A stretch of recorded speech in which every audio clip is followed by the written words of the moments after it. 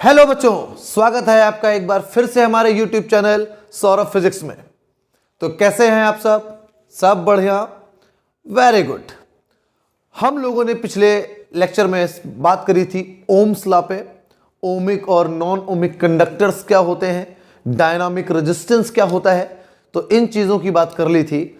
और आज हमको इस वीडियो में बात करना है कि वास्तविकता में रेजिस्टेंस क्या है, इलेक्ट्रिक रेजिस्टेंस का अपना फिजिकल सिग्निफिकेंस क्या है, और बात करना है स्पेसिफिक रेजिस्टेंस क्या है। तो चलिए शुरू करते हैं आज का अपना ये वीडियो। तो लगाते हैं हम लोग अपनी पहली heading, electric resistance.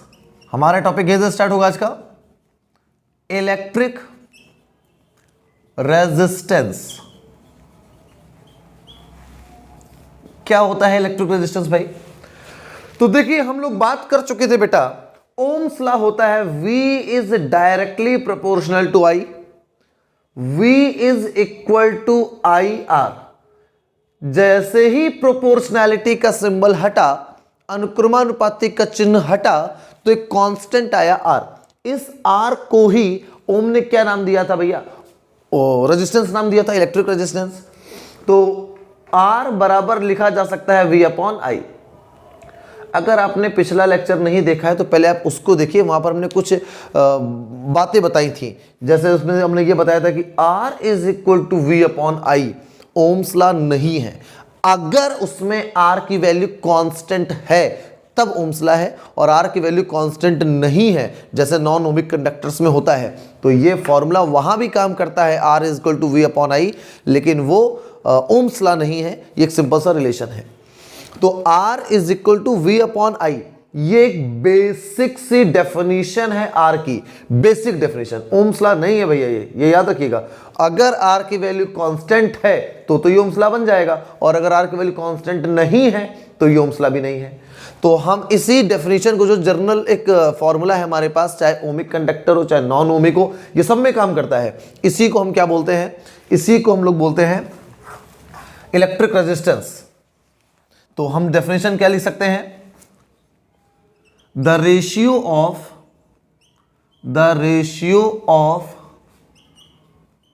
Electric potential difference to the electric current. The ratio of electric potential difference to the electric current is called electric resistance, is called electric current, electric resistance। कभी कभी दिमाग पगला जाता है। तो the ratio of electric potential difference to the electric current is called electric resistance। It is denoted by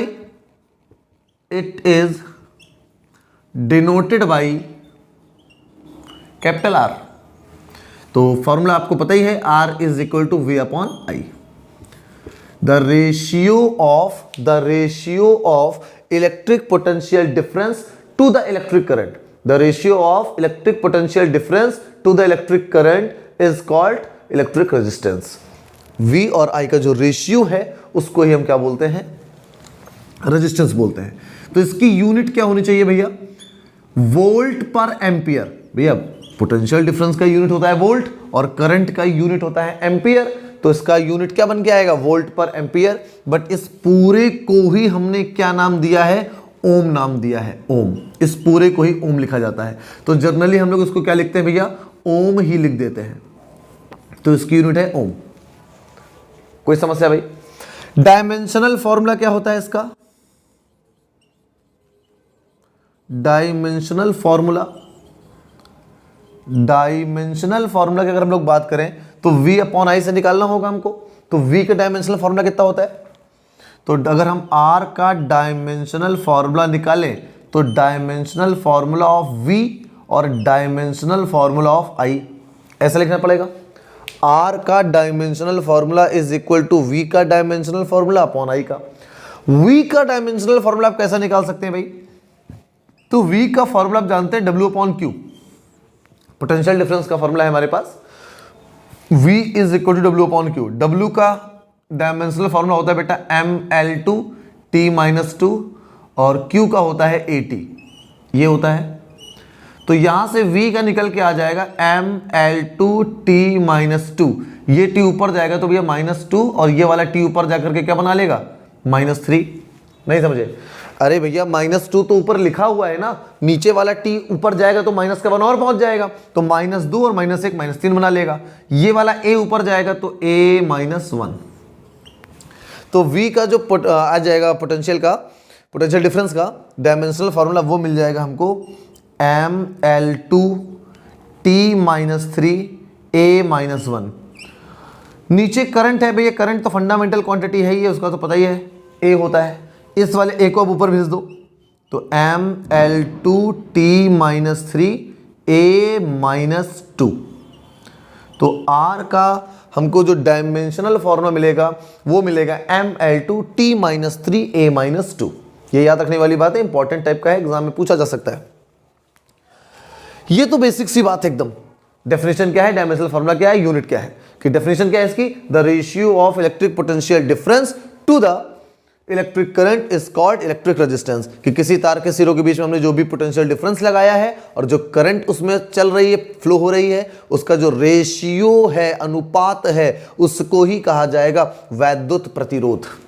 कोई दिक्कत? R बराबर V/I, यूनिट है इसकी ओम। V का डायमेंशनल फॉर्मूला लिख दिया जाए, I का लिख दिया जाए, तो हल करके हम R का डायमेंशनल फॉर्मूला निकाल सकते हैं।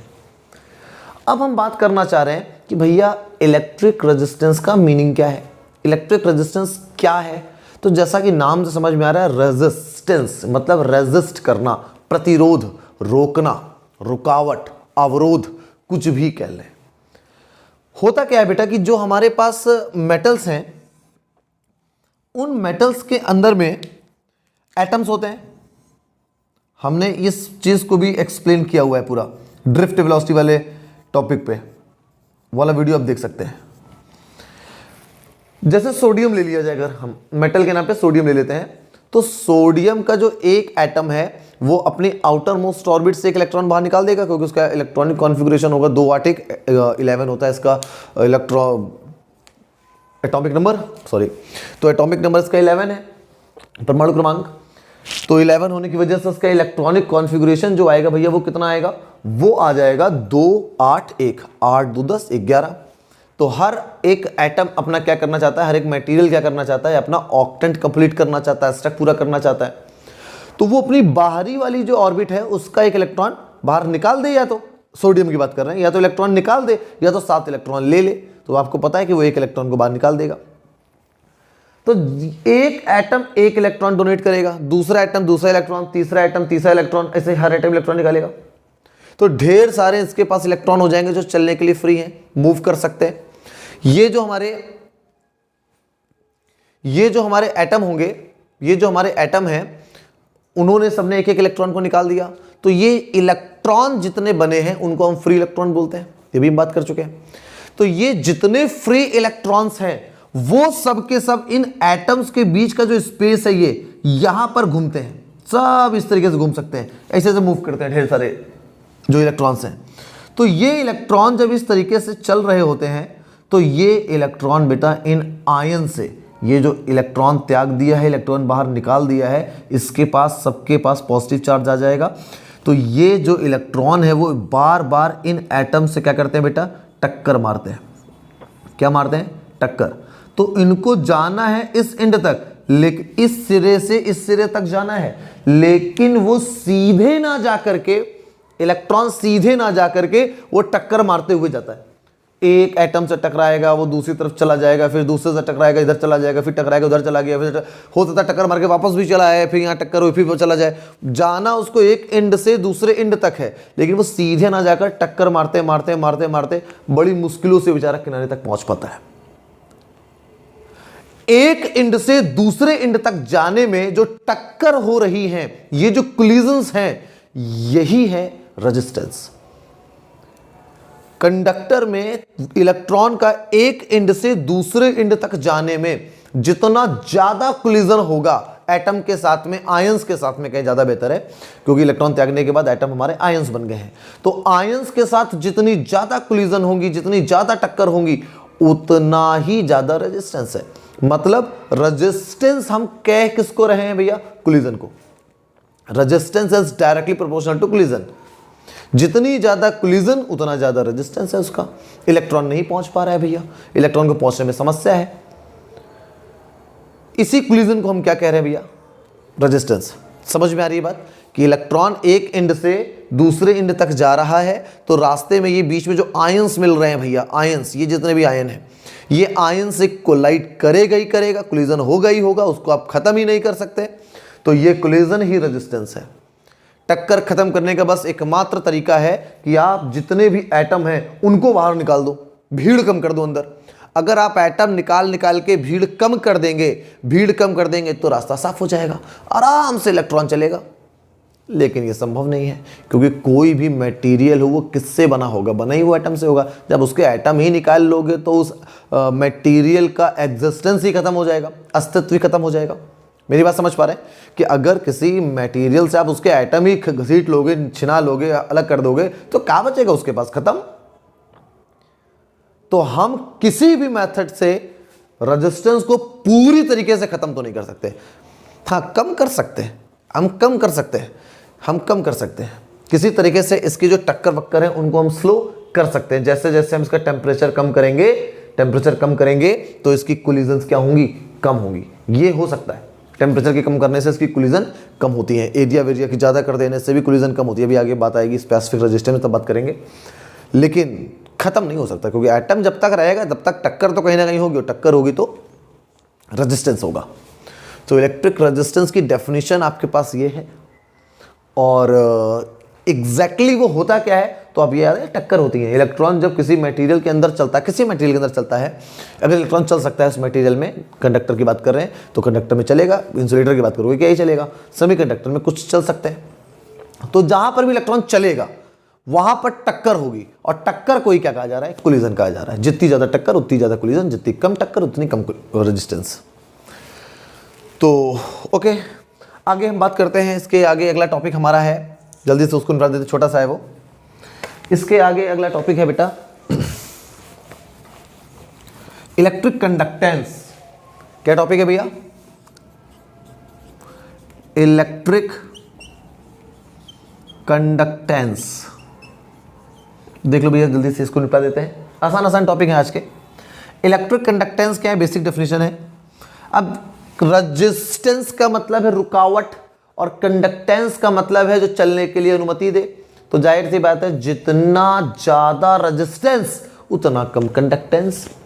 जब आप ये कह रहे हो कि इस कंडक्टर में रुकावट बहुत ज्यादा है, तो इसी बात को आप ये भी बोल सकते हैं कि इलेक्ट्रॉन के चलने की जो अनुमति है वो काफी कम है।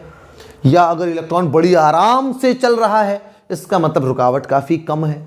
तो ये शब्द एक दूसरे के अपोजिट है, कि अगर रेजिस्टेंस ज्यादा तो कंडक्टेंस कम, अगर रेजिस्टेंस कम तो कंडक्टेंस ज्यादा, रेजिस्टेंस ज्यादा तो कंडक्टेंस कम, रेजिस्टेंस कम तो कंडक्टेंस ज्यादा। अपोजिट रिलेशन है। तो हम क्या बोल सकते हैं? The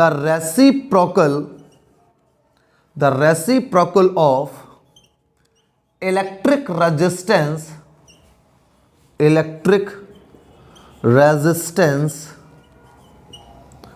is called electric conductance.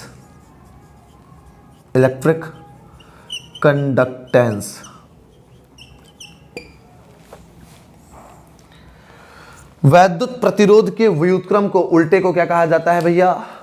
Conductance कहा जाता है, चालक कहा जाता है, वैद्युत चालन। The reciprocal of electric resistance, resistance के रेसिप्रोकल को क्या कहा जाता है? Conductance.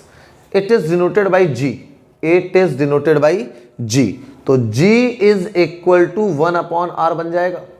G is equal to 1/R। Unit क्या ले आएगी कंडक्टेंस की भाई? पर ओम। अरे 1/R की यूनिट ओम होती है। इसको चाहो तो आप बेटा कैसे लिख सकते हो? ओम को ऊपर ले जाओगे तो ओम इनवर्स हो जाएगा। और देखो भैया कैसे नौटंकी करी गई है। आप चाहें तो इसको लिख सकते हैं उल्टा, यानी कि यहां पर क्या किया गया, ओम इनवर्स का मतलब है ओम का उल्टा। तो ये केवल बोलने की बात नहीं थी, यहां पर करके दिखाया कि ओम इनवर्स का मतलब है ओम का उल्टा, तो बनाओ उल्टा, मेढक उल्टा कर दो, उल्टा मेढक बना दिया। तो ये ओम इनवर्स का उल्टा है, इसको बोलते हैं ओम, ओम के ऊपर इनवर्स है, तो ये ओम का उल्टा है, तो नामकरण भी उल्टा कर दिया, OHM पलट दो MHO, बीच वाला तो बीच में रहेगा, एम उधर चला गया, ओ इधर आ गया, इसको बोलते हैं मो।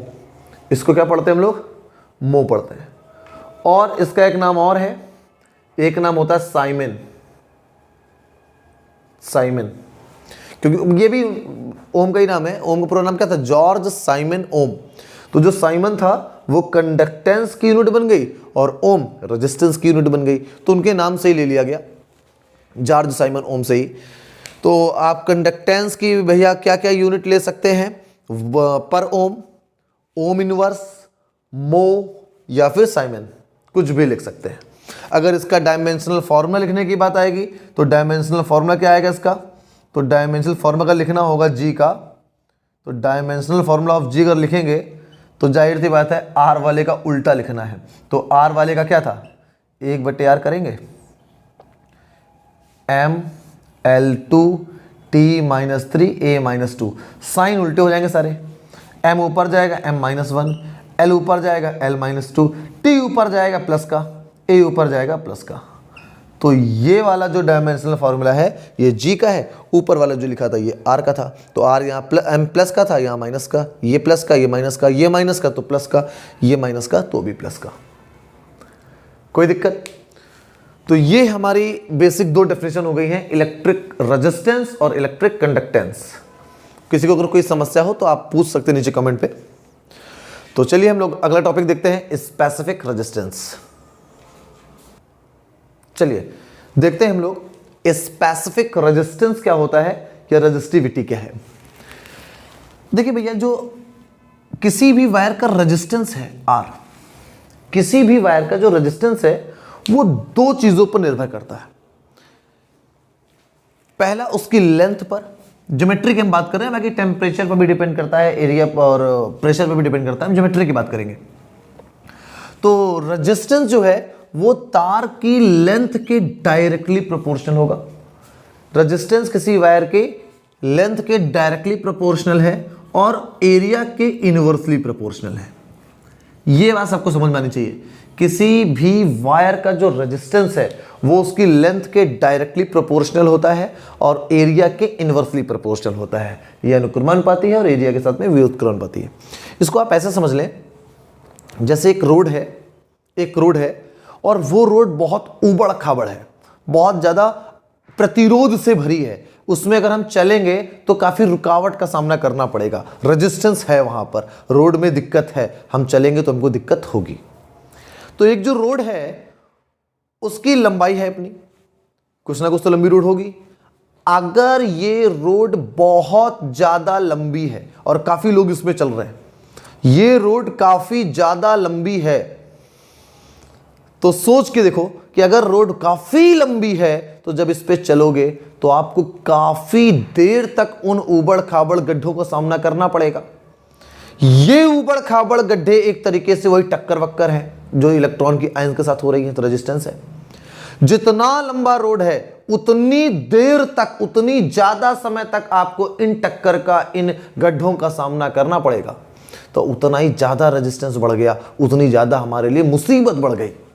तो लेंथ जितनी ज्यादा होगी वायर की, उतनी ज्यादा देर तक, उतनी ज्यादा लंबी दूरी तक इलेक्ट्रॉन की टक्कर होती ही रहेंगी। किसके साथ? एटम्स के साथ, आयंस के साथ। तो वायर के लंबा हो जाने से टक्कर बढ़ जाएंगी, बहुत देर तक टक्कर होती रहेंगी, लिहाजा रेजिस्टेंस बढ़ जाएगा, लेंथ के डायरेक्टली प्रोपोर्शनल होगा। लेकिन एरिया के इनवर्सली प्रोपोर्शनल है। मतलब कि वही एग्जांपल देखें, अगर वही रोड लंबी वंबी जो है वो ठीक है, अगर वो रोड चौड़ी हो जाए, अगर रोड काफी चौड़ी है तो आपको काफी ज्यादा रास्ता मिल जाएगा। अगर दो गड्ढे हैं वो थोड़ा दूर दूर हो जाए तो उन गड्ढों के बीच से निकल सकते हैं। अगर रोड सकरी है तो दोनों गड्ढे पास पास हैं तो बीच में एक साइकिल का पहिया भी नहीं निकल सकता, तो आप इस गड्ढे में या उस गड्ढे में तो कहीं ना कहीं जाओगे ही, तो आपको रेजिस्टेंस मिलेगा ही मिलेगा। लेकिन रोड अगर चौड़ी है, उसका एरिया ज़्यादा है, एरिया ऑफ क्रॉस सेक्शन बड़ा है, तो आप आराम से कई लोग जा सकते हैं, एक तो कई ज़्यादा लोग जा सकते हैं, और गड्ढों के बीच की दूरी भी बढ़ जाएगी एवरेज रूप से, तो आप दो गड्ढों के बीच से भी साइकिल को या बाइक वाइक को निकाल सकते हैं बच के। ज़्यादा अच्छे राइडर आप ड्राइवर हैं तो कार को भी दोनों पहिए उसके आराम से बचा बचा के निकाल सकते हैं, संभावनाएं बढ़ जाएंगी टक्कर के ना होने की। तो एरिया जितना ज़्यादा होगा इतना ज़्यादा आपको रास्ता मिलेगा, तो रुकावट उतनी कम हो जाएगी। यही कंडक्टर में होता है कि कंडक्टर का एरिया जितना बड़ा, कंडक्टर का एरिया जितना बड़ा, इलेक्ट्रॉन को प्रवेश करने में, इलेक्ट्रॉन को पास करने में, इलेक्ट्रॉन को गुजरने में उतना ज़्यादा रास्ता मिल जाता है, तो बिना टक्कर के आराम से निकलने की संभावनाएं बढ़ जाती हैं। तो एरिया अगर ज़्यादा तो रेजिस्टेंस कम, तो इन्वर्सली प्रोपोर्शनल हो जाएगा। तो ज्योमेट्री के हिसाब से जो एरिया और लेंथ के हिसाब से रेजिस्टेंस डिपेंड करता है, तो रेजिस्टेंस इज जो होता है वो डायरेक्टली प्रोपोर्शनल होता है लेंथ के। The resistance is directly proportional to the length of the wire and resistance is the inversely proportional to the area of cross section of that wire. दोनों equation को अगर हम मिला दें तो हमको क्या मिलेगा, R proportional L by A। यहां पर भी वही बातें लिखी है कि R जो है वो लेंथ के डायरेक्टली प्रोपोर्शनल है, R जो है वो एरिया के इनवर्सली प्रोपोर्शनल है। प्रोपोर्शनलिटी का साइन हटेगा, कोई ना कोई कांस्टेंट आएगा, यहां पर कांस्टेंट को माना गया रो। सिंबल है, सिंबल तो आप के लिख सकते हैं, लेकिन यहां पर रो से लिखा जाता है। रजिस्टर जो से कांस्टेंट है उनको लिखा किससे जा रहा है कोई बहुत बड़ी बात नहीं होती वो। तो R बराबर rho L by A। Equation number 3 where rho is equal to क्या है, कांस्टेंट है, रो क्या है, कांस्टेंट है, और इसी कांस्टेंट को ही हम क्या बोलते हैं, स्पेसिफिक रेजिस्टेंस। इसी कांस्टेंट को ही क्या नाम दिया गया, स्पेसिफिक रेजिस्टेंस, या फिर इसको ही बोलते हैं रेजिस्टिविटी, प्रतिरोधकता। यह है रेजिस्टिविटी। इसी हमको स्पेसिफिक रेजिस्टेंस यानी रो की हमको डेफिनेशन देनी है, तो रो की डेफिनेशन देना बहुत आसान है। If L is equal to 1 metre, अगर आप L की वैल्यू को 1 मीटर कर दें और A की वैल्यू को 1 मीटर स्क्वायर कर दें, A की वैल्यू को भी 1 कर दें, लेंथ का यूनिट मीटर होता है और एरिया का मात्रक जो होता है यूनिट होता है वो मीटर स्क्वायर होता है भैया, ये भी 1 है ये भी 1 है, तो जो हमको रो मिलेगा वो R के बराबर ही मिलेगा, मिलेगा या नहीं मिलेगा। देन हमको स्पेसिफिक रेजिस्टेंस की डेफिनेशन बेटा क्या मिलेगी, स्पेसिफिक रेजिस्टेंस डेफिनेशन क्या मिलेगी, the specific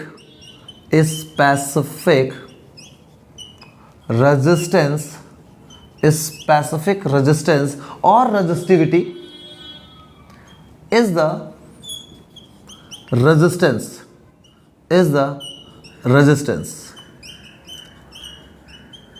offered by 1 meter length, 1 meter length and 1 meter square area of cross section of a material of wire। Specific resistance जो होता है वो एक्चुअली में रेजिस्टेंस ही होता है। स्पेसिफिक रेजिस्टेंस जो होता है वो एक्चुअली में रेजिस्टेंस ही होता है। The specific resistance is the resistance offered by 1 metre length and 1 metre square area of cross section of a material of wire. मतलब किसी भी वायर के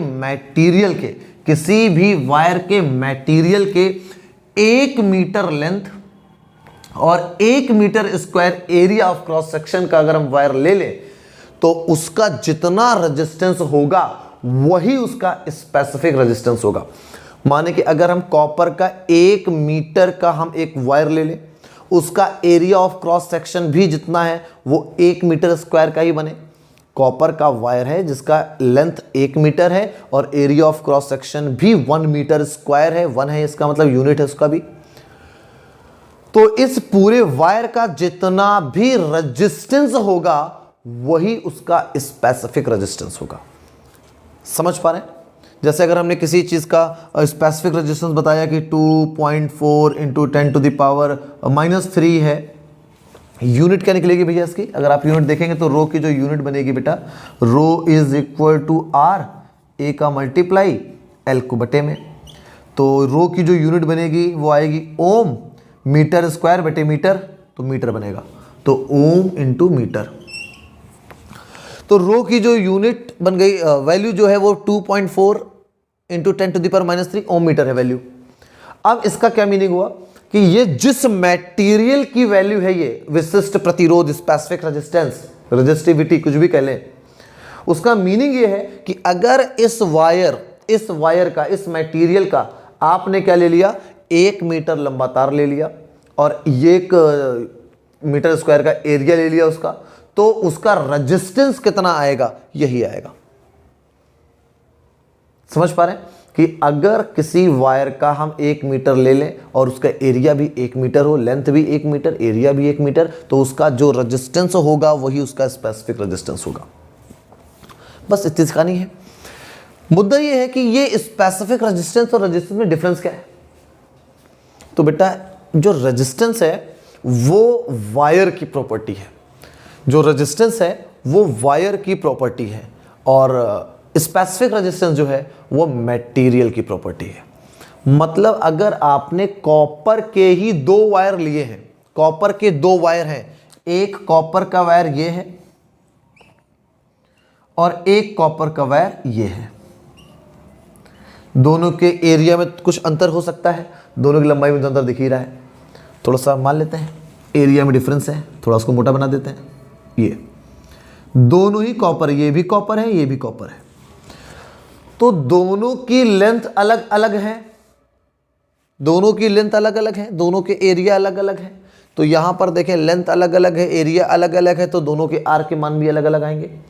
लेकिन खास बात है कि दोनों के जो स्पेसिफिक रेजिस्टेंस है वो दोनों के सेम रहेंगे, क्योंकि ये रो जो है वो मटेरियल की प्रॉपर्टी है। अगर मटेरियल नहीं, जैसे डेंसिटी होती है ना कि वाटर की डेंसिटी जो है वो 1 into 10 to the power 3 kilogram पर मीटर क्यूब है, तो वो चाहे 1 बूंद पानी हो, चाहे 1 बाल्टी पानी हो, चाहे कितना पानी हो, अगर वही वाटर है तो फिर उसकी डेंसिटी चेंज नहीं होगी। तो डेंसिटी मटेरियल की प्रॉपर्टी है, ऐसे ही रो भी मटेरियल की प्रॉपर्टी है। अगर कॉपर वायर आपके पास एक छोटा सा टुकड़ा भी है तो उसका स्पेसिफिक रेजिस्टेंस भी वही रहेगा, और एक बड़ा सा वायर है तो उसका भी वही रहेगा। आयरन के एक छोटे टुकड़े का इस जो भी अपना स्पेसिफिक रेजिस्टेंस होता है वो है, और एक बड़ा टुकड़ा भी घर में लोहे का गेट लगा होगा उसका भी स्पेसिफिक रेजिस्टेंस वही है। तो स्पेसिफिक रेजिस्टेंस मटेरियल की प्रॉपर्टी है। किसकी प्रॉपर्टी है? मटेरियल की। लेकिन आर किसकी प्रॉपर्टी है? वो वायर की प्रॉपर्टी है। वायर मतलब ये भी कॉपर है, ये भी कॉपर है। ये वाला वायर लंबा है, थोड़ा पतला है, इसका रेजिस्टेंस कुछ और होगा। ये वाला वायर कॉपर का ही है लेकिन थोड़ा छोटा है, थोड़ा मोटा वायर है, ये एरिया ज़्यादा है तो उसका कुछ और होगा। तो मटेरियल कुछ भी हो उससे फ़र्क नहीं पड़ता, उसका अगर आपने शेप चेंज वेंज कर दिया तो काम खत्म उसका। तो आर की जो वैल्यू है वो शेप पर डिपेंड करती है, एरिया पर डिपेंड करती है, लेंथ पर डिपेंड करती है।